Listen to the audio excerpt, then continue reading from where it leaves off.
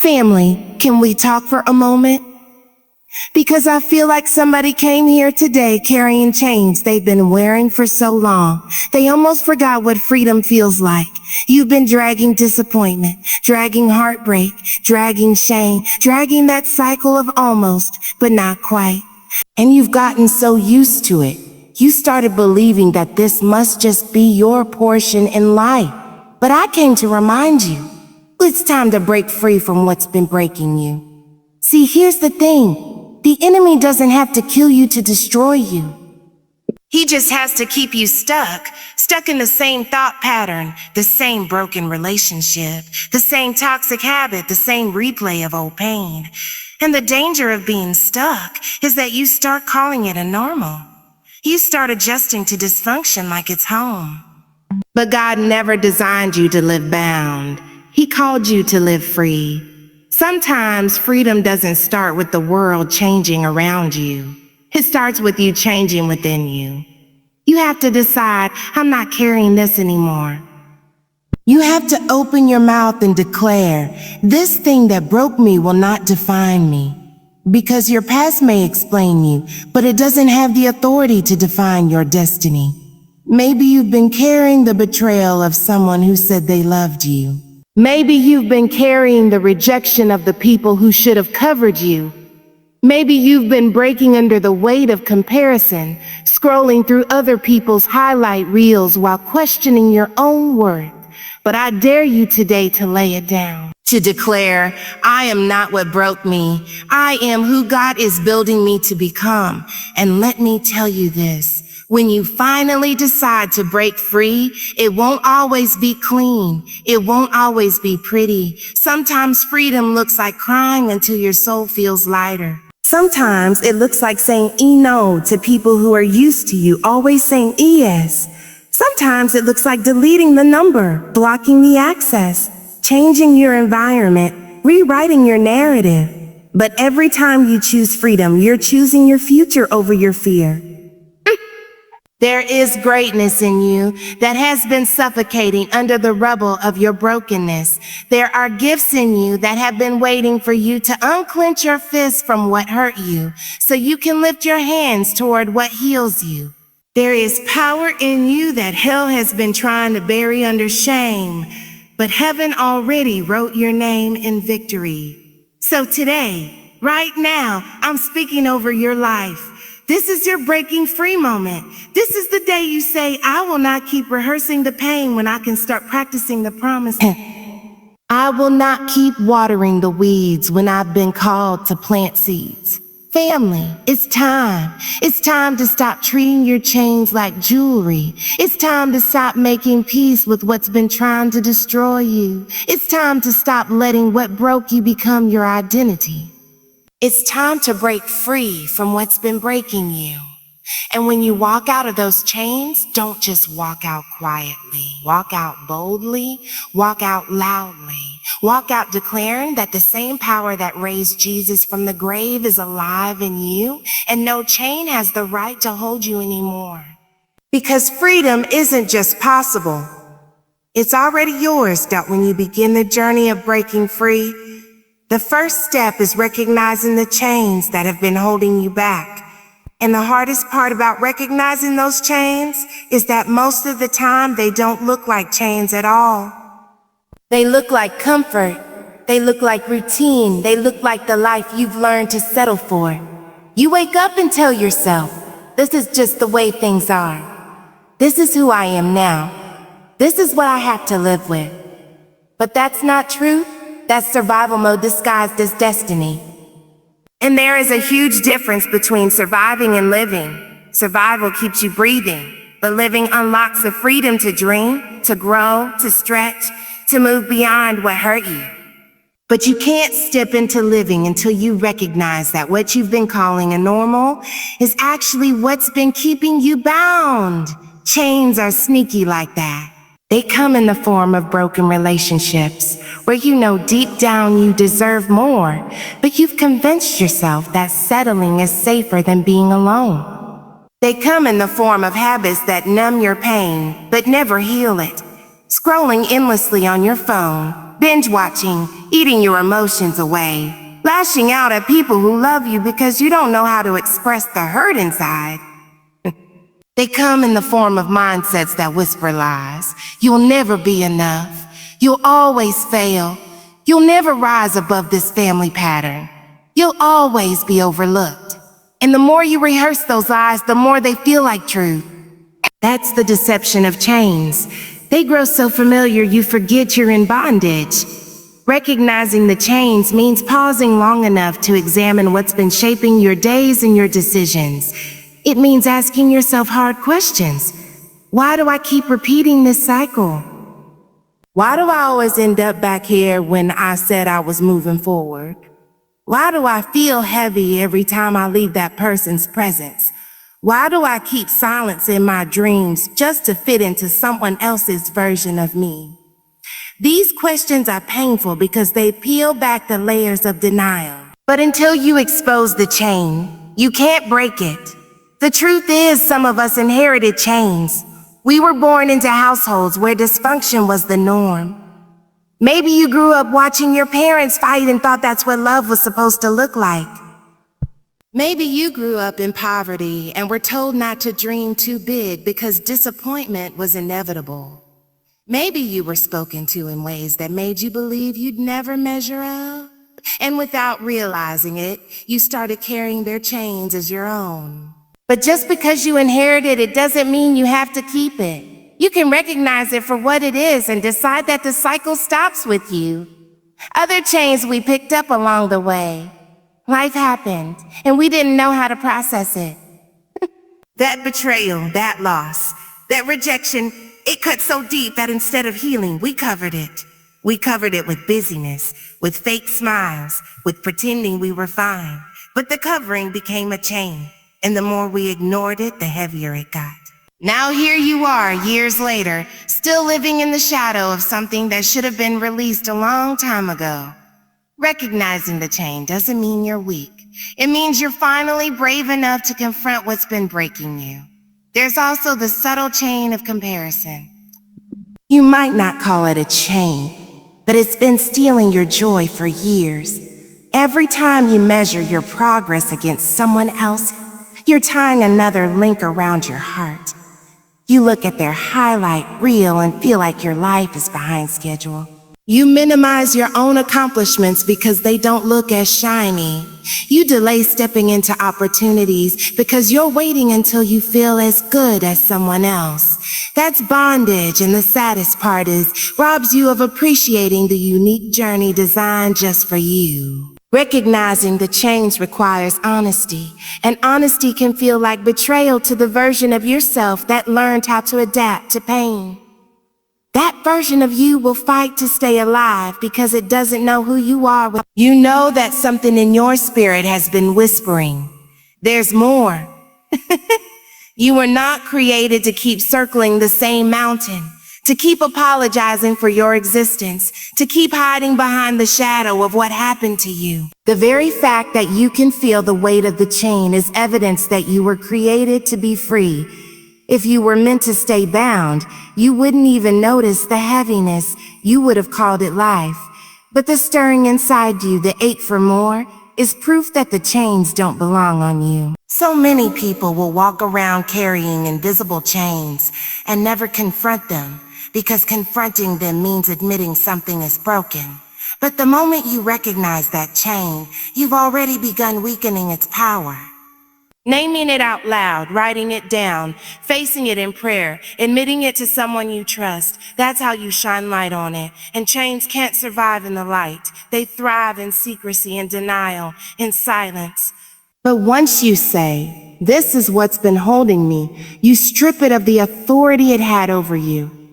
Recognition is the first step toward freedom. And though it's not the final step, it's the most important one, because you cannot fight an enemy you refuse to see. When you've been broken, it's easy to let that brokenness become your identity. You start to see yourself through the lens of what you lost, what they said about you, what didn't work out, and what scarred you. The voice in your head plays on repeat. I'm the one who failed. I'm the one who failed. I'm the one who was left. I'm the one who messed up. I'm the one who doesn't measure up. And before long, you stop believing in the possibility of who you could become because you surrendered to the shadow of who you've been. But your brokenness is not the full story of your life. It may explain where you've been, but it cannot dictate where you're going. Too often we confuse experience with destiny. We think because something happened to us, it has to define us. If you grew up in dysfunction, you think you're destined to repeat it. If you were abandoned, you think you're destined to always be overlooked. If you made mistakes, you think you're destined to always live with shame. That is the trick of brokenness. It tries to tattoo itself on your soul and convince you that its mark is permanent. But scars don't tell you who you are. They tell you what you survived. The fact that you're still standing means brokenness didn't win. And if brokenness didn't win, it doesn't get to be your name. There's a dangerous comfort in allowing brokenness to define you. It creates a predictable story. You can tell people, this is why I am the way I am. This is why I don't trust. This is why I don't try. This is why I stay small. It gives you a script to hide behind. But every time you choose that script, you silence the voice of purpose. Because purpose doesn't live in excuses. It lives in possibility. And possibility requires that you believe in something beyond what broke you. When you refuse to be defined by brokenness, you start to realize that labels are just words. Divorcee, failure, addict, rejected, unqualified. These words only have as much power as you give them. You can accept them as your truth, or you can decide they are just chapters in your story. And every story has more than one chapter. Just because a chapter is messy doesn't mean the whole book is worthless. Just because one page is dark doesn't mean the ending won't be filled with light. But if you close the book too early, you'll never see the redemption that was waiting for you all along. There is something powerful about realizing that the same brokenness that tried to define you can actually refine you. Pain can shape your character. Loss can sharpen your empathy. Rejection can deepen your discernment. Failure can teach you resilience. But you only see those gifts when you stop identifying as the wound and start identifying as the healer in progress. Brokenness wants to keep you in victim mode. Refusing that identity means you rise into survivor mode, and then beyond that, into victorious mode. You begin to see that what tried to bury you actually planted you, and what tried to destroy you actually developed you. The danger of letting brokenness define you is that you start living below your calling. You stop applying for opportunities because you've convinced yourself you're not good enough. You stop loving fully because you think rejection is inevitable. You stop dreaming because you don't want to be disappointed again. That's not living. That's existing. And you weren't created just to exist. You were created to walk in fullness, in freedom, in abundance. You were created to build, to grow, to inspire, to overcome. None of that is possible if you keep introducing yourself as the sum of your wounds instead of the vision of your future. Think about how much energy it takes to keep wearing brokenness as your identity. Every time you walk into a room, you're carrying the weight of explaining yourself, proving yourself, or hiding yourself. It exhausts your spirit because deep down, you know that's not who you truly are. The real you has been buried under layers of fear, shame, and disappointment. But the real you is still alive. The real you is still waiting for permission to come out. And permission doesn't come from the people who hurt you. It doesn't come from the people who doubted you. It comes from you deciding that their version of your story is not the final version. Refusing to be defined by brokenness is not about pretending it never happened. It's not about ignoring the pain or minimizing the reality.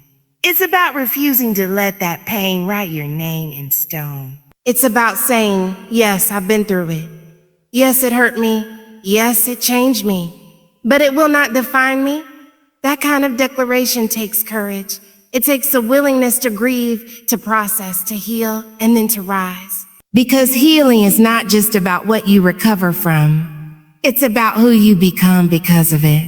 There will always be voices, internal and external, that try to remind you of your brokenness. There will always be moments where you feel like you're being pulled back into that identity. But every time you choose not to answer to it, every time you say, "That's not who I am anymore," you weaken its grip on you. And slowly but surely, your life starts to reflect a different definition. You become someone who is not defined by what broke you, but by how you rose beyond it. Choosing freedom intentionally is not something that happens by accident. It's not a feeling that suddenly washes over you one morning and makes everything easier. It's a choice, a daily decision, and sometimes a moment-by-moment battle to step away from what has been holding you back and walk toward what is meant to make you whole. You cannot stumble into freedom. You have to fight for it. And the fight doesn't begin outside of you. It begins within you. It begins within you. It begins with the recognition that you have the authority to say yes or no, to stay or to leave, to keep carrying the weight or to lay it down. Freedom doesn't just knock on your door. You open the door by being intentional. There's a reason so many people remain stuck even when they know they're in bondage. It's not that they don't want freedom. It's that they haven't made the intentional choices that freedom demands. Because freedom requires sacrifice. Freedom means letting go of what feels familiar, even when familiar, slowly destroying you. Freedom means disappointing people who have been depending on your silence, your compliance, or your willingness to play small. Freedom means cutting ties with environments that once felt like home, but have now become a trap.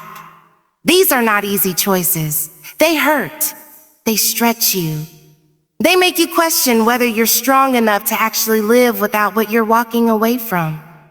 But the truth is, you can't be both comfortable and free. You have to choose. Choosing freedom intentionally might look like saying no to a relationship that keeps you chained to cycles of hurt.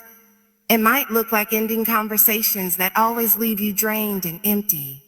It might look like setting boundaries where there used to be none and not apologizing for protecting your peace. It might look like walking away from a job that pays the bills but kills your spirit so you can pursue the work that aligns with your purpose. It might look like turning off the voices that keep feeding your insecurities, whether those voices are coming from people in your life or the echo of your own doubts. The intentionality of freedom is what separates those who dream about it from those who experience it. Everyone wants freedom in theory, but not everyone wants to make the choices that freedom requires. You cannot expect chains to fall off while you keep feeding them. You cannot expect healing while you keep rehearsing the wound. You cannot expect growth while you keep watering the same soil that never produced fruit. Freedom asks you to choose differently, even when it feels uncomfortable, even when it scares you, even when it hurts at first, because the hurt of letting go is always less than the weight of staying bound. And let's be honest, sometimes freedom doesn't feel like freedom in the beginning. Sometimes it feels like loneliness. Sometimes it feels like loss. Sometimes it feels like standing in unfamiliar territory with nothing but faith holding you up. That's why intentionality is so important. You have to remind yourself why you chose to leave, why you chose to stop, why you chose to draw that line. You have to anchor yourself in the belief that even if it feels hard right now, it is leading you toward a life that is lighter, fuller, and truer. Freedom is not instant relief. It is steady transformation. Part of choosing freedom is realizing that not everyone will understand or support your choice. Some people liked you better in chains because it made you predictable, controllable, and convenient. The moment you start choosing freedom, you may find yourself standing alone. You may face criticism, rejection, or misunderstanding. But you cannot let the fear of losing people keep you tied to what is killing you. Intentional freedom requires the courage to be misunderstood, the courage to walk away, and the courage to believe that the right people, the right opportunities, and the right environment will align with your liberated self. Another part of intentionality is discipline. It's not just about saying no one time, it's about saying no every time that temptation tries to lure you back. It's not just about cutting ties once, it's about guarding your space continually. It's not just about declaring you're free. It's about living in ways that reflect freedom. Discipline doesn't always feel spiritual or glamorous, but it is holy. Because discipline is how you protect what you've been given. Discipline is how you keep the doors closed to change that want to creep back in. Choosing freedom intentionally also means choosing yourself in ways you may have never done before. It means prioritizing your healing even if others don't understand. It means investing in your growth, even if people say you've changed. It means daring to see yourself as worthy of joy, worthy of peace, worthy of love, worthy of purpose. Freedom is not just about breaking away from what hurt you. It's about stepping fully into who you are meant to be. And that version of you cannot exist if you're still living according to the demands of your chains. There will be days when freedom feels like the harder choice. There will be days when it seems easier to go back, to stay quiet, to shrink, to settle. But every time you choose freedom, even when it hurts, you are teaching your spirit that bondage is not your home. You are rewriting the narrative that says you have to stay broken. You are creating a new pattern, a new rhythm, a new life. And over time, what once felt impossible becomes your new normal. What once felt like sacrifice begins to feel like strength. What once felt like loss transforms into gain. Because freedom, when chosen consistently and intentionally, eventually becomes who you are. There is greatness inside of you that has been waiting for permission to come alive. But it's been buried beneath layers of fear, shame, and self-doubt. You've carried so much weight from your past that you haven't had the space to truly see yourself the way you were designed. Every time life knocked you down, you picked yourself up, but a piece of you stayed buried under the rubble. And without realizing it, you started believing that this smaller, dimmer version of you was the only version that existed.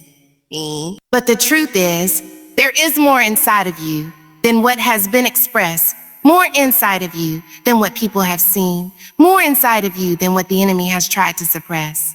That greatness cannot be unleashed until you unclench your grip on the things that have been suffocating your potential. When you hold on to pain, you give it power.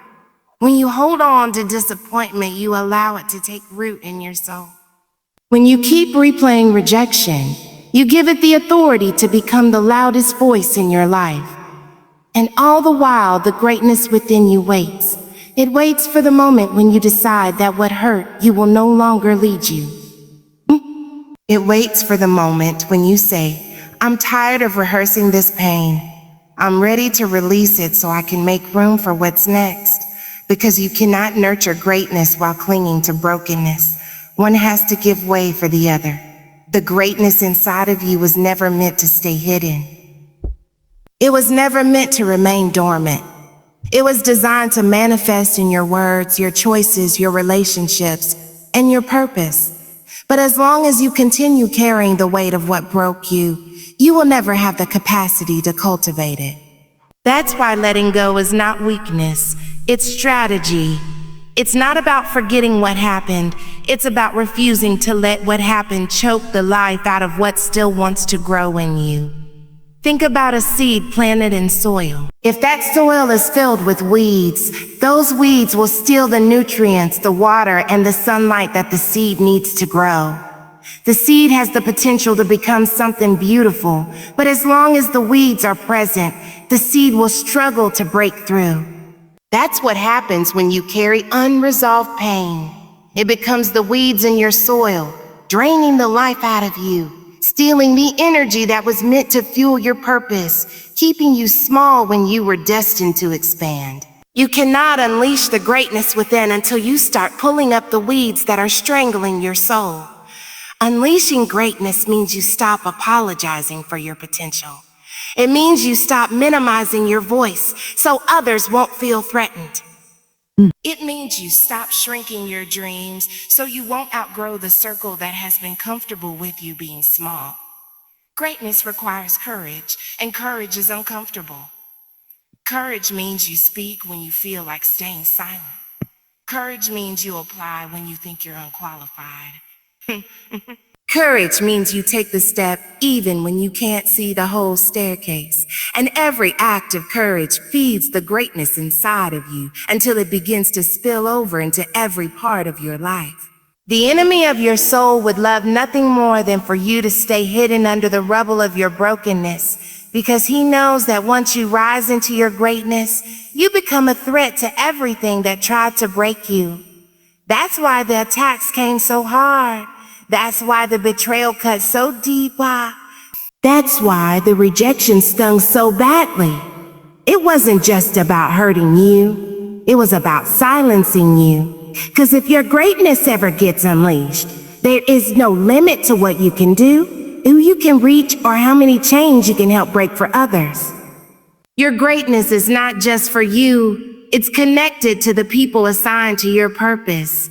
And that's why it's so critical to rise above what's been holding you down. But unleashing greatness doesn't always look like a grand stage or public recognition. Sometimes it looks like private victories.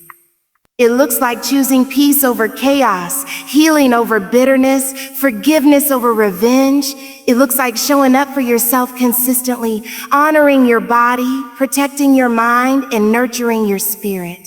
Those quiet, intentional choices begin to water the seed of greatness within you until it grows stronger and starts to break through the surface. Before long, the person you used to be doesn't even look like you anymore, because you've become someone who has stepped fully into the light of their calling. The moment you let go of what has been suffocating you, you create space for creativity, for vision, for possibility. Ideas that once felt far away suddenly come to you with clarity. Dreams that seem too big now feel like assignments. Doors that were once closed begin to open because you finally carry the posture of someone who is ready.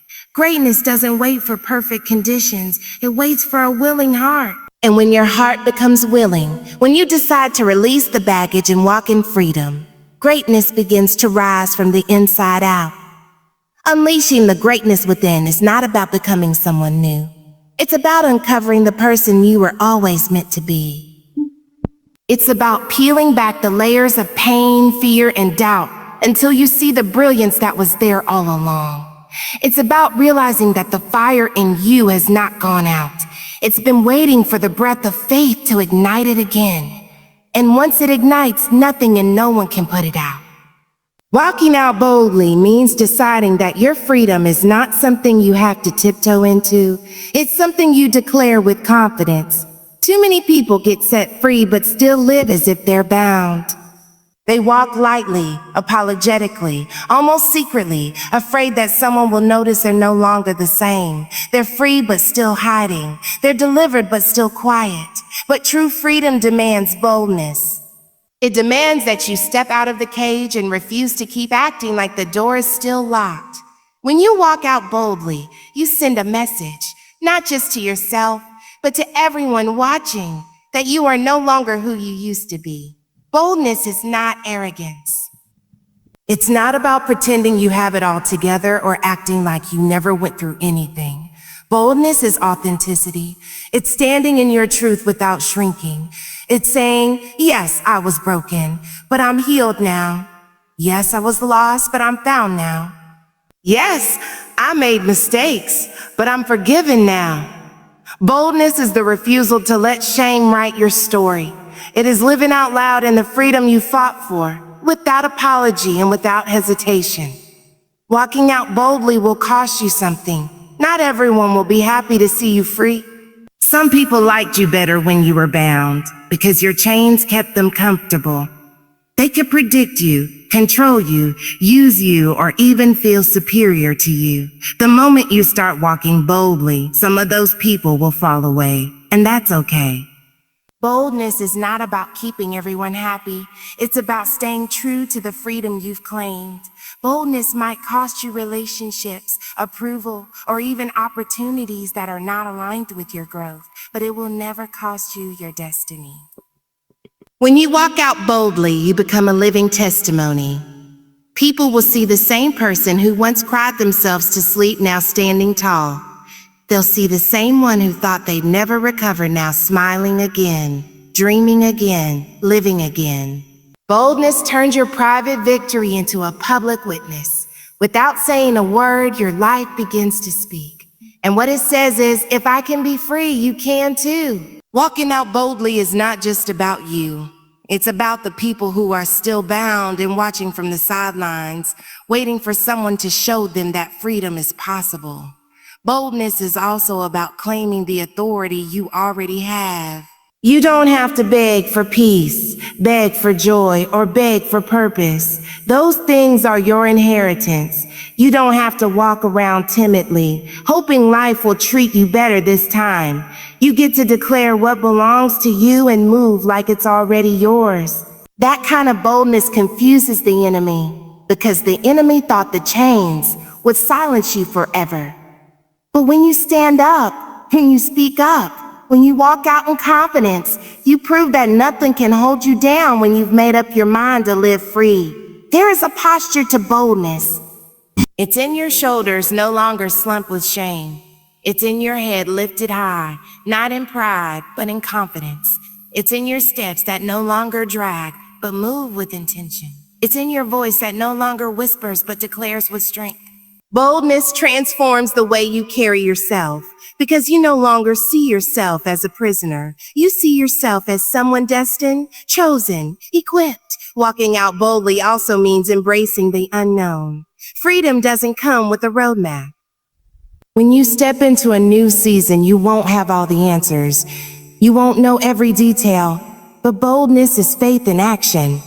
It says, even if I don't know what's next, I trust that I am being led.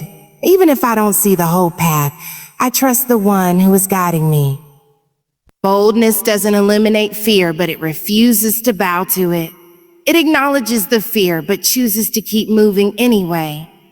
The beauty of walking out boldly is that it creates momentum. Once you take the first bold step, the next one gets easier. Each time you refuse to shrink, you build a new rhythm of confidence. Each time you choose to show up authentically, you silence the old lies of unworthiness. Each time you lift your voice instead of hiding, you strengthen the muscles of faith and courage.